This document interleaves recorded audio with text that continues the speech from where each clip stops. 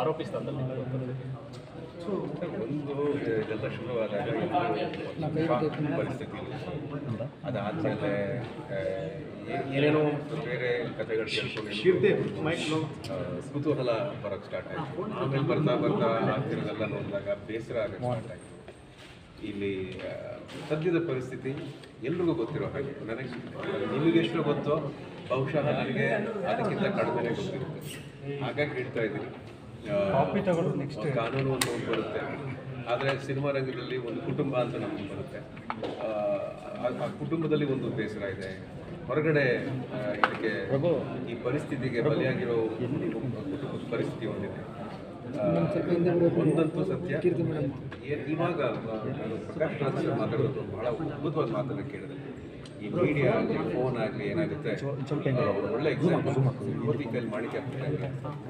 So ಅಂತಹ ಒಳ್ಳೆ technology ಆಗಲಿ ನಾವು ಬಳಸ್ಕೋಬೇಕು, ಒಳ್ಳೆದಕ್ಕೆ ಬಳಸ್ಕೋಬೇಕು, ಒಳ್ಳೆ ವಿಚಾರಗಳಿಂದ ಜನರಿಗೆ ತಿಳಿಸುವಂಥ ವಿಚಾರದಲ್ಲಿ ನಾವು ಬ್ಯುಸಿ ಆಗಬೇಕು.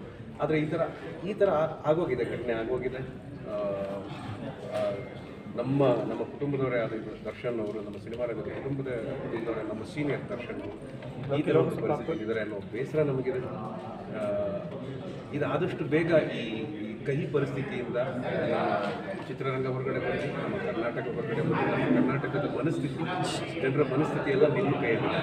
ಸೊ ಯಾವ ರೀತಿ ಜನರ ಮನಸ್ಸನ್ನು ನಾನು ಡೈವರ್ಟ್ ಮಾಡಿ ಅಂತ ಹೇಳ್ತಿಲ್ಲ, ಆದರೆ ಯಾವುದನ್ನು ಎಷ್ಟು ಕೊಡಬೇಕು, ಮಾಹಿತಿಯನ್ನಾಗಲಿ ಸುದ್ದಿಯನ್ನಾಗಲಿ ವಿಚಾರವನ್ನಾಗಲಿ ಎಷ್ಟು ಕೊಡಬೇಕು ಅಷ್ಟು ಕೊಟ್ಟರೆ ಅದನ್ನು ಬೆಳವಣಿಗೆ ಅಂತ ಹೇಳ್ಬೋದು. ಅದಲ್ಲದೆ ಬೆಳವಣಿಗೆ ಅಂತ ಹೇಳೋಕ್ಕಾಗಲ್ಲ. ಹಾಗಾಗಿ ಈ ಸಂಕಟದ ಪರಿಸ್ಥಿತಿಯಿಂದ ಆದಷ್ಟು ಬೇಗ ಒಂದು ಸಿಗಲಿ ಅಂತ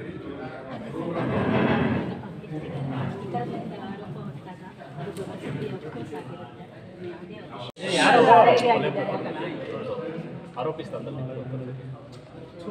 ಒಂದು ಇದೆಲ್ಲ ಶುರುವಾದಾಗ ಪರಿಸ್ಥಿತಿ ಅದಾದಮೇಲೆ ಏನೇನೋ ಬೇರೆ ಕಥೆಗಳು ಕೇಳ್ಕೊಂಡು ಕುತೂಹಲ ಬರೋಕ್ಕೆ ಸ್ಟಾರ್ಟ್ ಆಯಿತು. ಆಮೇಲೆ ಬರ್ತಾ ಬರ್ತಾ ಆಗ್ತಿರೋದೆಲ್ಲ ನೋಡಿದಾಗ ಬೇಸರ ಆಗೋಕ್ಕೆ ಸ್ಟಾರ್ಟ್ ಆಯಿತು.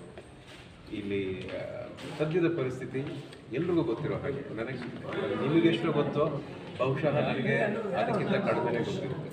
ಹಾಗಾಗಿ ಹೇಳ್ತಾ ಇದ್ದೀನಿ, ಕಾನೂನು ಅಂತ ಒಂದು ಬರುತ್ತೆ, ಆದರೆ ಸಿನಿಮಾ ರಂಗದಲ್ಲಿ ಒಂದು ಕುಟುಂಬ ಅಂತ ನಮಗೆ ಬರುತ್ತೆ.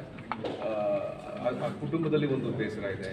ಹೊರಗಡೆ ಇದಕ್ಕೆ ಈ ಪರಿಸ್ಥಿತಿಗೆ ಬಲಿಯಾಗಿರೋ ಪರಿಸ್ಥಿತಿ ಒಂದಿದೆ.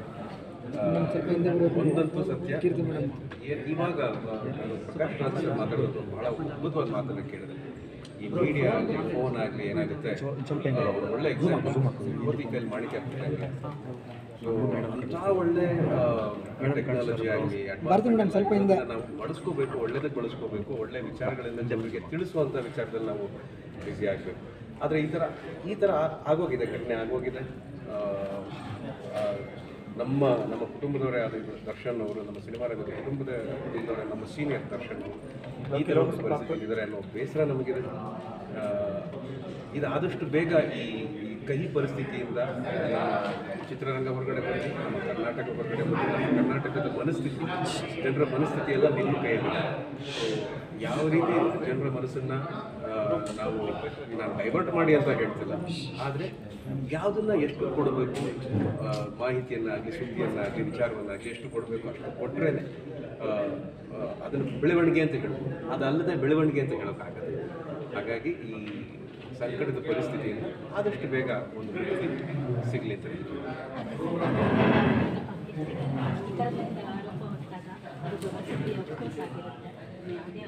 ಕನ್ನಡಿಗರ ಮೆಚ್ಚಿನ ನಿಮ್ಮ ನ್ಯೂಸ್ 18 ಕನ್ನಡ ಈಗ ವಾಟ್ಸ್ಆಪ್ನಲ್ಲಿಯೂ ಲಭ್ಯ. ಕರ್ನಾಟಕ ಮತ್ತು ದೇಶ ವಿದೇಶದ 360 ಡಿಗ್ರಿ